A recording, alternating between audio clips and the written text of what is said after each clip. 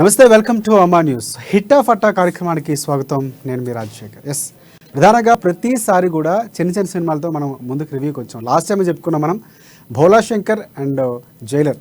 So పెద్ద హీరోల సినిమాలు, చాలా పెద్ద హీరో అంటే ఒక సీనియర్ 90sలో ఉన్నటువంటి ఒక తరాన్ని ఊపినటువంటి హీరోలు అనమాట. సో ఇప్పటికీ రాణిస్తున్నారు వారి స్టైల్లో. సో ఇప్పుడు మన ముందుకు వచ్చారు. సో ప్రధానంగా నిన్న రిలీజ్ అయినటువంటి జైలర్ సినిమాకి సంబంధించిన టాక్ మీరు వినుంటారు, కానీ ఆ సినిమా గురించి విశ్లేషిస్తూనే భోలా శంకర్ గురించి కూడా మనం మాట్లాడుకుందాం. అండ్ ముందుగా దీనిపై ఎలా ఉంది సినిమా, ఏంటి అంటే అప్డేట్ సంబంధించినటువంటి పూర్తిగా అంటే ఏ కోణంలో ఉంది, ఎలాంటి ప్లస్లు మైనస్లు, సినిమాపై విశ్లేషణ మనకు అందించడానికి మనతో పాటు ఫిలిం జర్నలిస్ట్ అశోక్ కుమార్ గారు ఉన్నారు. అండ్ అంత మనం మాట్లాడదాం. నమస్తే అండి. Thank you. అశోక్, ప్రధానంగా అంటే మనం మాట్లాడుకున్నట్లుగానే ప్రతిసారి 9 సినిమాలు, 6 సినిమాలు, 7 సినిమాలు వచ్చాయి. ఈసారి ఒక మెగా బొనాన్జా లాగా పెద్ద సినిమాలు 2 వచ్చాయి. జైలర్ సినిమాతోనే ఒక స్థాయికి వెళ్ళినటువంటి పరిస్థితి. అసలు ఆడియో ఫంక్షన్ గురించి ప్రత్యేకంగా మనం వెళ్ళి మాట్లాడదాం.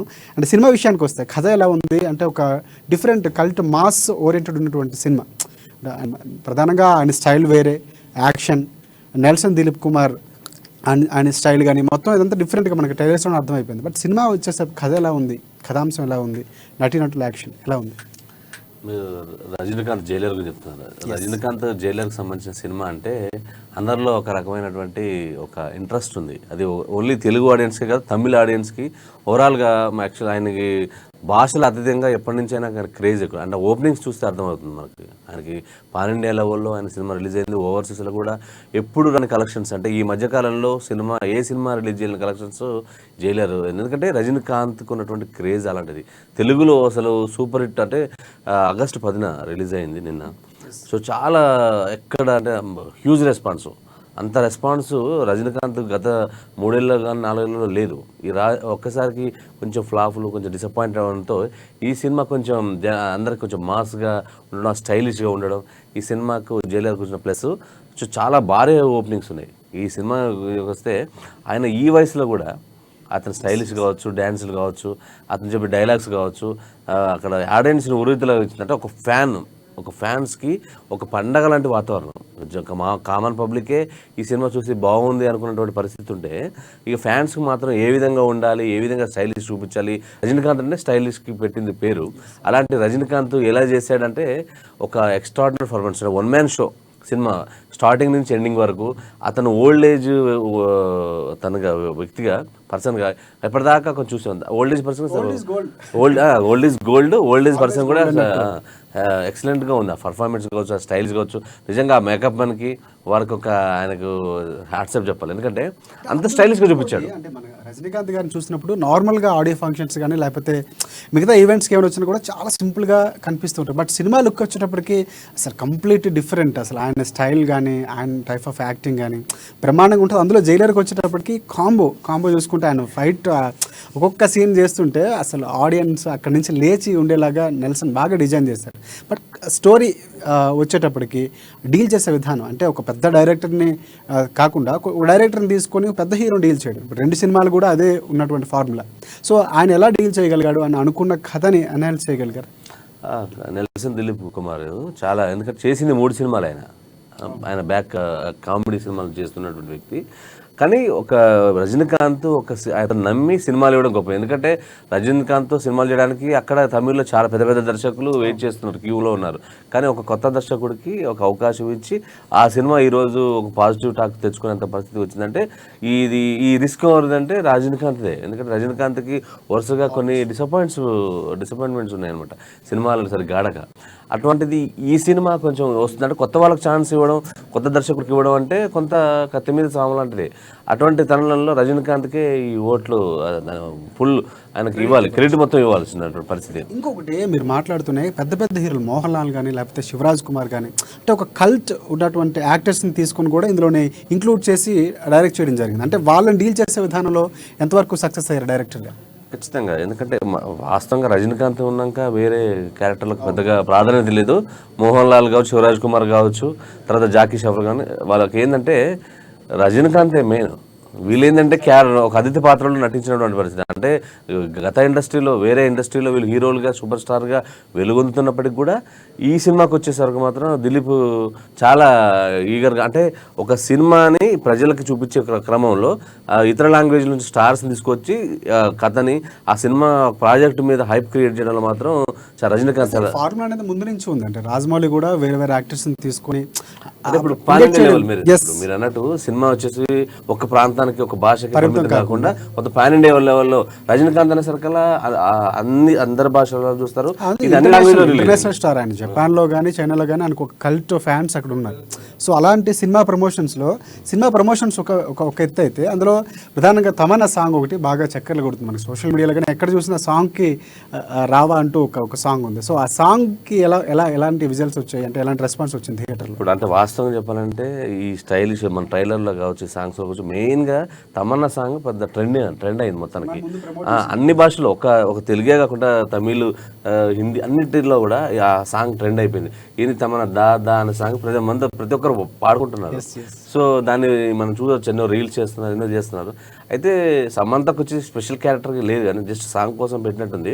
మరి సాంగ్ కోసం పెడితే బాగుండదని చెప్పేసి కొంత ట్రాక్ పెట్టారు, కానీ ట్రాక్ ఆ కథకు అంత ఉపయోగపడిన ట్రాక్ కాదు. పాట మాత్రం హిట్ అయింది. ఆ 5 నిమిషాలు 7 నిమిషాలు ఆడియన్స్ కొంచెం ఎంజాయ్ చేసే మూడ్లోకి మాత్రం వెళ్ళారు. అక్కడ రజనీకాంత్ స్టెప్స్ మన జానీ మాస్టర్ వేయించాడు. దానికి తోపాటు వీళ్ళిద్దరు ఈ పాట మాత్రం ట్రెండ్ అయింది. సినిమాకి ప్లస్ అయింది. ఓవరాల్గా సినిమా బిజినెస్కి, సినిమా హైప్ క్రియేట్ చేయడానికి సినిమా చాలా ప్లస్ అయ్యి ఆ సాంగ్ బాగా ప్లస్ అయింది. ఇంకోటి విక్రమ్తో ఒక డిఫరెంట్ బ్యాక్గ్రౌండ్ స్కోర్ ఇవ్వగలిగారు అనిరుద్ధ్. అనిరుద్ధ్ ఎంతవరకు ఎఫెక్ట్ అంటే మనకి సినిమాలో అర్థమైపోతుంది. అనిరుద్ధ్ని ప్రతి సినిమాకి కూడా వారి మేనల్డ్ ధనుష్ కానీ వీళ్ళు ఒక ప్రత్యేకమైనటువంటి ఉంటుంది. ఆయన కూడా దాని ప్రత్యేకమైనటువంటి ఎఫెక్ట్ని చూపిస్తూ ఉంటారు. ఈ సినిమాకి వచ్చేటప్పటికి అది ఎంతవరకు థియేటర్లో మెప్పించగలిగింది ప్రేక్షకులకి?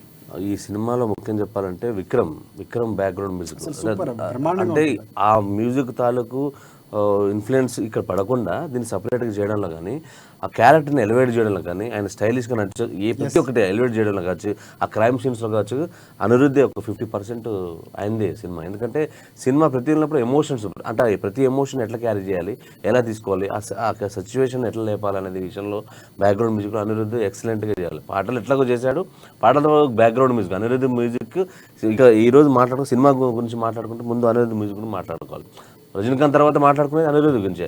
మ్యాజిక్ అంటే స్టార్టింగ్ నుంచి ఎండింగ్ వరకు ఒక ఎమోషన్ క్యారీ చేయాలన్నా, ప్రతి సీన్కి మార్చాలన్నా అది అతను సక్సెస్ అయ్యాడు.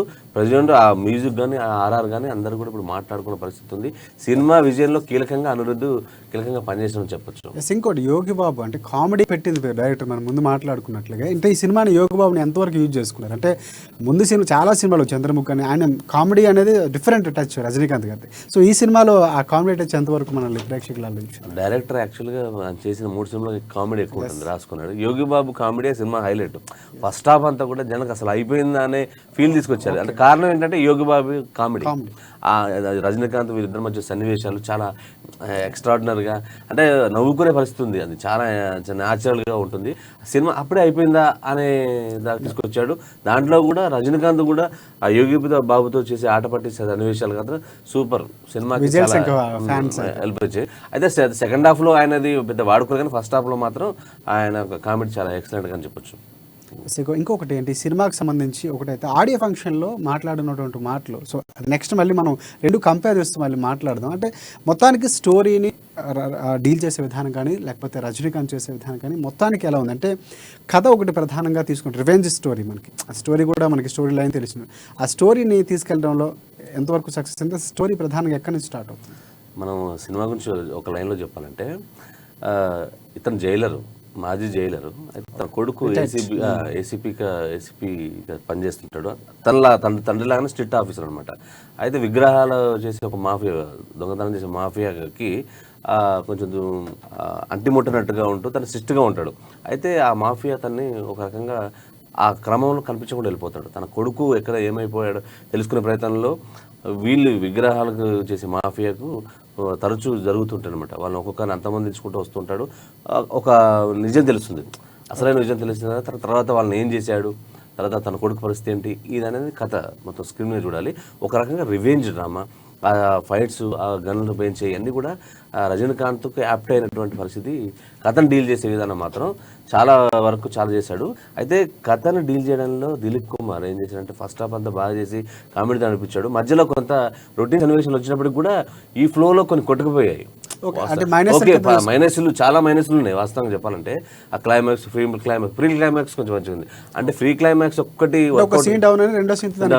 అయితే దీంట్లో ఎన్ని మైనస్లు ఉన్నా ఆ ఫ్లో తోటి మొత్తం ఉండేసరికి అవన్నీ మర్చిపోయి ఫైనల్గా ఆడియన్స్కి ఒక కంక్లూజన్, ఒక రివెంజ్, దానికి ట్విస్ట్లకు సంబంధించిన విషయాలు ఇవన్నీ రావడం వల్ల కొంత ఎంటర్టైన్ గాను, కొంచెం ఇంట్రెస్ట్ గాను, కొంచెం యాక్షన్ సన్నివేశాలు గాను ఇవన్నీ ఉండడం వల్ల సినిమాకు మైనస్లు అన్నీ కూడా కొంచెం మైనస్లు ఉన్నప్పటికీ ప్లస్గా సినిమాకి ఈరోజు మంచి వచ్చింది. అవి కూడా ఉంటే మాత్రం ఈ మామూలు హిట్ ఉండేది కాదు. అసలు ప్రపంచ రికార్డులు అంటే ముఖ్యంగా ఇండియాలో ఉన్న రికార్డ్స్ బ్రేక్ చేసే పరిస్థితికి వచ్చేది.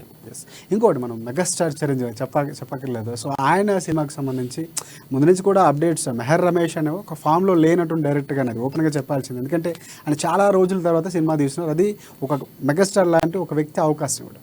సో ఆయన నుంచి ముందు నుంచి ఒక రిమార్క్ ఉంది ఆయన ఫ్లాప్ డైరెక్టర్గా. సో ఈ సినిమా చిరంజీవి ఛాన్స్ ఇవ్వడం అనేది ఆయన సక్సెస్. సో ఆ సక్సెస్ నేను ఎంతవరకు వినియోగించుకుంటాను. ఒక పెద్ద హీరో కానీ, ఒక కాస్ట్ తమన్నా కానీ, లేకపోతే కీర్తి సురేష్ కానీ, ఒక పెద్ద కాస్ట్ ఉంది సినిమాకి సంబంధించి. సో అది ఎంతవరకు ఉపయోగపడింది, సినిమా ఎలా ఉంది, అసలు ప్రేక్షకులు ఎంతవరకు మెప్పించింది? మీకు ఒక చిన్న విషయం చెప్పాలి. ఈ సినిమా ముందుకు మాట్లాడుకొస్తే అసలు రీమేక్ల జోలికి ఇప్పుడు ఉన్నటువంటి హీరోలు వెళ్ళబోతున్నాను. ఎందుకంటే మొన్న బ్రో రిలీజ్ అయింది, అది రీమేకే. అవును. ప్లస్ ఈరోజు రిలీజ్ అయింది అది వేదాలం, 8 years బ్యాక్. అంటే ఓటీటీ ప్లాట్ఫామ్ వచ్చాక అందరు ఆడియన్స్ సినిమాలు చూడడం మొదలుపెట్టారు. మొత్తం చూస్తున్నారు, అంటే భాషలకు అతీతంగా చూస్తున్నారు సినిమాలు. దీంతో ఏంటంటే ఈరోజు ఎంత హైప్ క్రియేట్ చేయలేమైన పరిస్థితి. వేదాలం అనే సినిమాని 8 years బ్యాక్ అజిత్ చేస్తే ఆ సినిమా ఇప్పుడు 8 years తర్వాత రీమేక్ చేయడం వల్ల జనాలకు ఈ స్టోరీస్ అన్నీ కూడా ఏమైపోయాయంటే ఫ్రెష్నెస్ లేదు, కొత్తగా లేదు. ఆల్రెడీ చూసేశారు.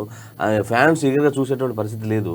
ఓవరాల్గా చూస్తే మన బ్రో కానీ ఇది కానీ ఆల్రెడీ చూసేసే వల్ల కలెక్షన్స్ ఫ్యాన్స్ వరకు తీసుకెళ్ళిన తర్వాత కామన్ ఆడియన్స్ ఇంట్రెస్ట్ చూపట్లేదు. ఎందుకంటే ఆల్రెడీ చూసేసాం, ఏం చూస్తాం, ఏముంటుంది, ఉంటే చూద్దాం, టీవీలో చూద్దాం, లేకపోతే ఓటీటీలో చూద్దాం అనే పరిస్థితికి వచ్చింది. నాకు తెలిసి ఇప్పుడున్న మార్కెట్లో డైరెక్టర్లు గుర్తించాలి. ఎందుకంటే కలెక్షన్స్ గురించి చెప్తున్నాను. ఈ సినిమా వచ్చేసి ప్రాధాన్యత తీసుకుంటే అంత హైప్ క్రియేట్ లేదు. ఒక ఫ్యాన్స్ హంగామా తప్ప మిగతా డే 2, Day 3 తర్వాత ఆడియన్స్ బ్రో కలెక్షన్స్ అట్లా డ్రాప్ అవుతూ వచ్చినాయి. సో ఇది కూడా అటువంటి పరిస్థితి వచ్చే పరిస్థితి ఉన్నది అని అనిపిస్తుంది. నాకు తెలిసి అయితే డైరెక్టర్లు ఒక పెద్ద హీరోలు కాబట్టి ఆ మాత్రం టచ్ చేయకపోవడం బెటర్ అనేది నా ఉద్దేశం.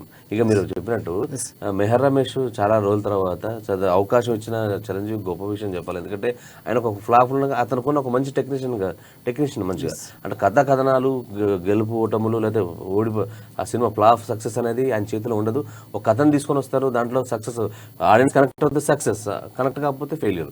సో మంచి టెక్నీషియన్గా మంచి పేరుంది. అది గమనించే చిరంజీవి గారు ఆయన ముఖ్యంగా పర్టికులర్గా సినిమాకు ఈ కథ వేదాలను తీసుకొచ్చారు. దాన్ని అనిల్ సుంకర్ అలాంటి బిగ్ ప్రొడ్యూసర్ కూడా యాడ్ అవ్వడం, మంచి అవకాశం ఇచ్చాడు. అవకాశం తగ్గట్టు తీశాడు, సినిమాది కూడా తీశాడు. సినిమాకి తీసాల్సిన కొన్ని ఏమైపోయాయంటే చాలా లాంగ్ గ్యాప్లో ఇప్పటికే ఓటీటీలో చూసేశారు.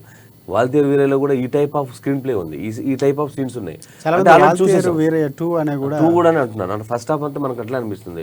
సెకండ్ హాఫ్లో స్క్రీన్ ప్లే మార్చినప్పటికి కూడా కొంత సేమ్ స్టోరీ అనే భావన కలుగుతుంది. ఇట్లాంటి స్టోరీలు లెక్కకు మించి ఉన్నాయి. తమిళ్లో చాలా మంది చేశారు, తెలుగులో ఉన్నాయి. అంటే ఈ లెక్కకు మించి ఉండడం వల్ల ఈ స్టోరీ సరే పాతదనం అనిపించింది, రొటీన్ సినిమా లాగా అనిపించింది.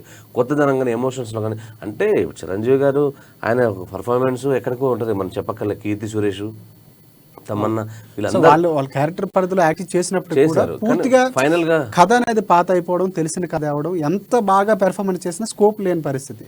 ఫైనల్ గా మనం ఏ మాట్లాడుకున్నా ఫైనల్ కథ అనేది ఈ రోజుల్లో అంటే ఏ హీరో చేసినా, ఏ డైరెక్టర్ చేసినా కొత్తోళ్ళ పాతోళ్ళ సంబంధం లేదు. కానీ కథ బాగుంటే, కథాంశం అందులో ఒక మ్యాటర్ ఉంటే ఖచ్చితంగా వెళ్ళిపోతుంది జనాలు. అలా చాలా సినిమాలు మనకి దర్శనం, ఓ బేబీ కానీ చాలా సినిమా, ఈ మధ్యన బేబీ సినిమా కూడా సేమ్ కథ ఉంది కాబట్టి, కనెక్ట్ అయింది కాబట్టి వెళ్ళిపోయింది. అంటే ఇంకొకటి ఈ సినిమాకి సంబంధించి మనం మాట్లాడాలంటే మ్యూజిక్ ప్రతి సినిమా చిరంజీవికి ఒక ప్రత్యేకమైన ఉంటుంది. మహతి స్వరసాగర్ ఈ సినిమాకి అంటే పెద్దగా హిట్ అయినటువంటి సాంగ్స్ ఏం మనకు అనిపించకపోయినా కూడా ఒక్కొక్క మార్కు సాంగ్స్ అయితే వచ్చాయి.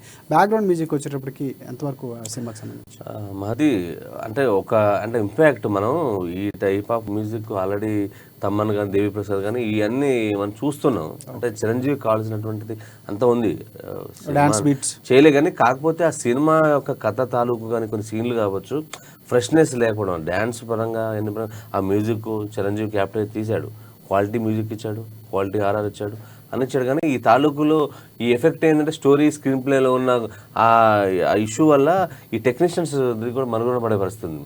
ఎందుకంటే ఆడియన్ ఎంజాయ్ చేసే పరిస్థితి ఉంటే సినిమా హిట్ అయితే, పాటలు ట్రెండ్ అయ్యేంత పరిస్థితిలో లేకపోవడం కొంత కూడా మైనస్ అనిపించింది. అంటే ట్రెండ్ అంటే జైలర్ సినిమాలో మాట్లాడుకున్నాం ఆ సాంగ్ ఒకటి, అట్లాంటి సాంగ్స్ ఉన్నా కూడా కొంతవరకు సినిమాకి సంబంధించి హైప్ పెరిగే అవకాశం ఉంది. ఇంకోటి సినిమాలో చాలా వరకు Kolkata background first starting link ఉంటుందని, అమ్మాయిలకు సంబంధించినటువంటి ఎప్పటి నుంచో ఉన్నటువంటి స్టోరీ, ఇలాంటి స్టోరీలు మీరు అన్నట్టు చాలా నడిచాయి. కానీ ఇందులో యాక్టర్స్ విషయానికి వస్తే తమన్నా కానీ లేకపోతే కీర్తి సురేష్ కానీ వెన్నెల కిషోర్ కామెడీ కానీ అంటే బిత్తిరి సత్య కానీ చాలా మంది ఆర్టిస్టులకి ఇందులో అవకాశం జబర్దస్త్ సంబంధించి కొంతమందికి ఇవ్వటం, గెటప్ సీన్ కానీ. సో వీళ్ళ కథాంశానికి వచ్చేటప్పటికి ఎలా ఉంది చిరంజీవి కామెడీ, శ్రీముఖికి మంచి క్యారెక్టర్ పడిందని మేము విన్నాం. సో అదేం సినిమాలో కనిపిస్తుంది? ఖచ్చితంగా శ్రీముఖికి ఈ సినిమాలో మంచి క్యారెక్టర్ పడింది మ్యాక్సిమం. ఎందుకంటే సెకండ్ హాఫ్ మొత్తం శ్రీముఖి ఉంటుంది, అంటే ఫ్లాష్ బ్యాక్ చెప్పే క్రమంలో కీర్తి సురేష్ ఫ్రెండ్గా ఉంటుంది, మంచి పాత్ర ఇచ్చారు. తను కూడా చిరంజీవితో పోటీ పడి, అంటే ఒక సీనియర్ యాక్టర్తో చేస్తున్న లేకుండా తను కూడా చాలా యాక్ట్ చేసింది. దీంట్లో రష్మి కూడా యాక్ట్ చేసింది ఒక సీన్లో కూడా. అంటే దాదాపు ఆ జబర్దస్త్ ఆర్టిస్టులు కానీ లేకపోతే జబర్దస్త్ అందరూ కూడా మ్యాక్సిమం దీంట్లో ఉన్నారు. చిరంజీవికి నచ్చిన ప్రతి ఒక్కరికి అవకాశం ఇచ్చాడు. రష్మి కూడా దీంట్లో యాక్ట్ చేసింది. దీంట్లో మనం చూస్తే శ్రీముఖి కూడా ఎక్స్ట్రా పర్ఫార్మెన్స్ ఇచ్చింది. అంటే అంటే కొన్ని సినిమాలు పవన్ కళ్యాణ్ తమ్ముడిని అసలు ఇంకా గొప్ప విషయం కామెడీ ఎంతవరకు ఉంది అసలు ఇది ఇమిటేట్ మామూలుగా ఐమాక్స్ లాంటి వాటిలో చూస్తే తెలియదు కానీ పవన్ కళ్యాణ్ చాలా సినిమాల్లో ఇమిటేట్ చేస్తాడు. దీంట్లో చిరంజీవి పవన్ కళ్యాణ్ సాంగ్స్ మనం చూసుకుంటాం. భూమిక నడుము చూసారు, అదే ఇక్కడ స్పూప్ చేశారు. అది ఆడియన్స్ మాత్రం అంటే ఫ్యాన్స్ ఎంజాయ్ చేస్తారు. అంటే సేమ్ పవన్ కళ్యాణ్ లాగా అని చెప్పేసి ఆ మేనరిజమ్స్ కానీ ఆ మేనరిజమ్స్ కూడా ఎంజాయ్ చేసే పరిస్థితి. అంటే తమ్ముడిని ఎప్పుడు నా గురించి చేస్తాడు కదా అని తన తమ్ముడు చేసే సినిమాల్ని చేయాలని దాంట్లో ఆయన పాటలు కూడా పాడుకుంటాడు బ్యాక్గ్రౌండ్. ఓకే, సో సిచ్యువేషనల్ గా అది కొంచెం జనాలకి అరే కొంచెం ఫ్రెష్ లుక్. పెర్ఫార్మెన్స్ చిరంజీవి పరంగా అంటే ఇక చిరంజీవి పర్ఫార్మెన్స్ గురించి మనం మాట్లాడకూడదు. ఆయన 150 సినిమాలు చేశాడు, ఆయన పెద్ద హీరో, మెగాస్టార్, #1 స్టార్. ఆయన పర్ఫార్మెన్స్ లో ఎక్కడ లేదు. డైరెక్టర్ ఒక మంచి అవకాశాన్ని మంచి కథతో చేయాల్సినటువంటి సినిమా మిస్ చేసుకున్నారు అనుకోవచ్చు. మిస్ చేసుకుంటే అందరూ చేస్తున్న సమిష్టి కృషి. ఎందుకంటే ఈ సినిమా హిట్ అయిందండి, అందరూ ఏమనుకుంటారు. చాలా మంది మెహర్ రమేష్ సంబంధించి మంచి కథ తెలితే బాగుండేది, మంచి ఆపర్చునిటీ, మరొకసారి మళ్ళీ ప్లాఫ్ ఇచ్చారు పెద్ద హీరో కూడా. అంటే మనం ఫ్లాప్ అని మనం నిర్ధారించలేం. కానీ కాకపోతే ఏంటంటే ఇప్పుడు ఆడియన్స్ అయితే ఫ్రెష్ కోరుకుంటున్నారు కథ. కానీ అంటే ఆల్రెడీ చూసేసిన స్టోరీని ఫ్యాన్స్ కి అయితే చూసి ఒక మెగాస్టార్ నేమ్ చూడాలి, కామెడీ, ఆ టైప్ ఆఫ్ డాన్స్, పాటలు, ఫైట్స్. అంటే ఒక కమర్షియల్ సినిమాకి కావాలి, కామెడీ కావాలి, ఫైట్స్ కావాలి, డాన్సులు కావాలి, అన్ని సమపాలలో ఉంచారు. ఆయన పర్ఫార్మెన్స్ కూడా అదే స్థాయిలో ఉంది. అయితే ఈ కథ విషయం ఎందుకు వచ్చి ఆల్రెడీ చూసిన కథ కాబట్టి కొంచెం ఇంట్రెస్ట్ చూపలేదు. అంటే జనాలకి అరే కొత్తదనం ఏదైనా ఉంటే బాగుంది. అంటే ఈ రీమేక్లతో అదే మనం మాట్లాడుకుంది ఫస్ట్లో, ఈ రీమేక్లకు తగ్గించగలిగితే కొంచెం ఫ్రెష్ లుక్ ఉంటుంది. అయితే ఇక్కడ ఒక ప్రమాదం ఉంది. ఎందుకంటే దాదాపు 100 కోట్ల రూపాయల మార్కెట్ జరుగుతుంటుంది. ఇంత పెద్ద భారీ బడ్జెట్ సేఫ్ సైడ్లో వెళ్దామని హిట్ అయిన స్టోరీని తీసుకునే ప్రొడ్యూసర్ చూస్తాడు. వీళ్ళు అరే ముందు బిజినెస్ అయితే సేఫ్ అయితే బాగుంటుంది ప్రొడ్యూసర్ అని వీళ్ళు ఆ కోణంలో కూడా ఆలోచించినట్టు పరిస్థితి ఉండొచ్చు. ఇంకోటి మనం మాట్లాడుకోవాల్సింది, మీరు బడ్జెట్ గురించి మాట్లాడారు. సో ఇక్కడ ప్రధానంగా ఒక ఇద్దరు హీరోలు కూడా ఒక రకమైనటువంటి కామెంట్స్ చేశారు. మాట్లాడని నోరు ఉండదు, విమర్శించినటువంటి ఊరు ఉండదు, రెండు లేని ఊరే ఉండదు. ఒక కామెంట్ అయితే రజనీకాంత్ స్టైల్లో తన స్టైల్లో ఒకటి చేశాడు తను. సో అది చేస్తూనే మెగాస్టార్ కూడా ప్రభుత్వానికి కొన్ని సూచనలు చేయడం, పిచ్చుకు మీద బ్రహ్మాస్త్రం ఎందుకు అని ఆయన కామెంట్ చేయడం. కానీ సో ఈ రెండు ఎలా చూడొచ్చు అంటారు? అంటే అర్థమైందా రాజా అంటూ తెలుగులో కూడా ఆయన ఒకటి ఇచ్చారు. అంటే గతంలో వచ్చినటువంటి పర్యటన నేపథ్యంలో విమర్శలు రాజకీయానికి సంబంధించినటువంటి విషయం. ఇద్దరు కూడా రాజకీయానికి దూరంగా ఉన్న, ఒకరు అసలు రాజకీయానికి రాలేదు, ఒకరు వచ్చి వెళ్ళిపోయారు. సో ఈ విషయం అనేది ఎలా చూడొచ్చు అంటారు? అయితే మనం ఇక్కడ సిచ్యువేషన్ మాట్లాడుకోవాలి. గతంలో రజనీకాంత్ ఇక్కడికి వచ్చినప్పుడు హైదరాబాద్ ఇప్పుడు ఎట్లా ఉంది, అప్పుడు ఎట్లా ఉంది, అప్పుడు చంద్రబాబు ఇట్లా చేశారు, ఇది డెవలప్మెంట్ కారణం ఆయనని కొంచెం చేశారు. దాన్ని కొంచెం వైసీపీ నాయకులకు, పార్టీ నాయకులకు కొంచెం ఇబ్బంది అనిపించి ఆ రోజు కామెంట్ చేశారు. అంతే తిప్పుకుంటారు ఫ్యాన్స్ కూడా వీళ్ళ కామెంట్స్ ట్విట్టర్ ద్వారా చేశారు. అయితే మొన్న కూడా ఈ బ్రో సినిమాలో కొంత అంబటి రాంబాబుకు సంబంధించిన ఇష్యూ, కొంత పాటని స్పూప్ చేశారని వక్రీకరించారని ఆయన ప్రెస్ మీట్ పెట్టడం, ఫ్యాన్స్ ఇదంతా గందరగోళం. అయితే దాన్ని ఉద్దేశిస్తూ చిరంజీవి మాట్లాడాడు. అక్కడ ఆయన్ని అన్న కూడా అప్పుడు ఎప్పుడో ఏమనలేదు, రిటర్న్ కామెంట్ చేయలేదు. దానికి సంబంధించిన ఆయన ఆడియో ఫంక్షన్లో, ప్రీ రిలీజ్ ఫంక్షన్లో అన్నాడు అర్థమైందా రాజా, అంతా తమిళ్లో చెప్పాడు, లాస్ట్కి అర్థమైంది రాజా అని చెప్పాడు. అది ఇప్పుడు దేశవ్యాప్తంగా మాట్లాడుకుంటున్నారు. అసలు అంటే రజనీకాంత్ లాంటి మనిషి ఎప్పుడు కూడా అలాంటి విమర్శించినటువంటి సందర్భాలు లేవు, చాలా తక్కువ. అరుదుగా ఆయన చాలా దూరంగా ఉంటారు. ఆయన ఉన్నటువంటి ఆయన ఆధ్యాత్మికంగా ఉండడం కానీ లేకపోతే సర్వీస్ వెంటనే ఇప్పుడు ఆల్రెడీ హిమాలయ టూర్ కూడా వెళ్ళిపోయారు. అండ్ అంత అలాంటి మనిషి రియాక్ట్ అయ్యేలా చేశారంటే దాన్ని అంటే ఒక రకమైన సినిమాలా చూడాలి. ఒక అంటే కొంతమందికి నచ్చుస్తుంది, కొంతమంది ఆర్టిస్టులు అన్నా, కొంతమంది నాయకులు అంటే కొంతమంది ఆర్టిస్టులు వస్తారు, అందరికి నచ్చడం లేదు. నచ్చిన వాళ్ళని వేరే విధంగా పెట్టుకోవాల్సిన అవసరం లేదు. సో ఇవన్నీ కూడా కేవలం అది రాజకీయాన్ని, పాలిటిక్స్ని ప్లస్ సినిమాని వేరుగా చూస్తూ ఎంజాయ్ చేయాలి. దాన్ని పెద్ద రాధన చేయొద్దు. కాకపోతే పెద్ద ఆర్టిస్టు వీళ్ళు హర్ట్ అయినట్టు పరిస్థితి, ఇండస్ట్రీపై ఇట్లా పడడం కరెక్ట్ కాదని అతని స్థాయిలో చెప్పాడు, ఇతని స్థాయిలో చెప్పాడు. దాన్ని మనం పెద్దగా తీసుకోవాలి, లైట్గా తీసుకోవాల్సిన మ్యాటర్, మనం పెద్దగా చర్చించుకోవాల్సిన అవసరం లేదని నా ఉద్దేశం. ఇంకొకటి అంటే మీరు మాట్లాడుతూ ఉద్దేశం లేదని, కానీ ఫ్యాన్స్ మాత్రం సీరియస్గా తీసుకున్నటువంటి పరిస్థితి కనిపిస్తుంది. అటువైపు అక్కడ తమిళనాడు నుంచి కూడా అంటే అనవసరంగా ఒక రకమైనటువంటి అంటే సినిమాలో చాలా పోలినటువంటి క్యారెక్టర్లు ఉంటాయి. వాళ్ళకు ఉన్నటువంటి అపీరెన్స్ డైరెక్టర్లు కానీ హీరోలు కానీ పెట్టుకున్నటువంటి పరిస్థితి ఎక్కడ ఎంతకంటే పెద్ద కాంట్రవర్సీలు వచ్చినటువంటి సినిమాలు కూడా ఉన్నాయి. లైక్ రామ్ గోపాల్ అంటే ఒక డైరెక్టర్ కూడా కంప్లీట్గా క్యారెక్టర్ని మాడ్యులేషన్, బాడీ లాంగ్వేజ్ సహా దించేసినటువంటి పరిస్థితి ఉంది. బట్ ఎక్కడ లాంటిది ఇక్కడ రావడం అనేది కొంచెం రాజకీయ కోణం అనేది సినిమాకి అంటుకుంటుంది. సినిమాలకు కొంతవరకు తర్వాత వచ్చే సినిమాలకు ప్రభావం ఉండే అవకాశం ఉందంటారు. ఉన్నప్పటికీ కూడా దీన్ని పెద్దగా పట్టించుకోవాలి. ఆల్రెడీ కౌంటర్ ఇచ్చారు, వాళ్ళు రీకౌంటర్ ఇంకా వేయలేదు. సో టికెట్ల విషయంలోకి వచ్చేటప్పటికి అంటే టికెట్స్ పెంచలేదు, మాకు కావాల్సినటువంటి ఇంకా ఇప్పుడు అవి జరుగుతుంటాయి. కాకపోతే ఇండస్ట్రీ మీద ఎందుకంటే అటువంటివి చేయకూడదు, ఎందుకంటే వాళ్ళు పెద్దన్న పాత్ర పోషించాల్సిన అవసరం ప్రభుత్వాల మీద ఉంది. సినిమా ఇండస్ట్రీ మీద చేసుకుంటే ఆ ఇంపాక్ట్ అందరి మీద పడుతుంది. అక్కడ ఉన్నటువంటి దాని మీద ఆధారపడి అందరి జీవితాల్లో కొంచెం ఇబ్బంది అయినట్టు పరిస్థితి ఉంటుంది. దాన్ని సినిమాలా చూడాలి, కావాల్సినవి ఉంటే ఇవ్వాలి, లేకపోతే లేదని చెప్పాలి. కానీ సినిమా రిలీజ్ ముందు ఇటువంటి కొంచెం ఇబ్బంది పెడితే మాత్రం వాళ్ళకి సినిమా ఇండస్ట్రీకి ఇబ్బంది అయితే సామాన్య ప్రజలకు, దాని మీద ఆధారపడ్డ అందరికి కూడా ఇబ్బంది అయిన పరిస్థితి ఉంటుంది. దాన్ని చూడాలనేది ఒక భావన. మొత్తానికి ఈరోజు మనం జైలర్ నుంచి మొదలుపెట్టి భోలాశంకర్ వరకు 2 సినిమా గురించి ఇక్కడ ప్రధానంగా చూసుకుంటే రివ్యూ అనేది మా కోణంలో, మా దృష్టికోణంలో చెప్పింది మాత్రమే. సో అది మీరు సినిమా థియేటర్కి వెళ్తే మీ ఎక్స్పీరియన్స్ అనేది చేయొచ్చు. బట్ ప్రతి సినిమా కూడా ఏదో ఒక ఆలోచనతోనూ ఏదో ఒక థీమ్తోనే తీస్తారు కాబట్టి ఖచ్చితంగా సినిమాకి వెళ్ళండి, సినిమాలు ఆదరించండి. అండ్ ఇది ఇవాళ హిట్ ఆఫ్ అట కార్యక్రమం. సో మళ్ళీ మనం నెక్స్ట్ వీక్ మరికొన్ని సినిమాలు ఉన్నాయి, ఆ సినిమా అప్డేట్స్తో మేము ముందుకు వస్తాం. సో అంతవరకు చూస్తూనే ఉండండి అమ్మా న్యూస్, నిజం కోసం జనం కోసం.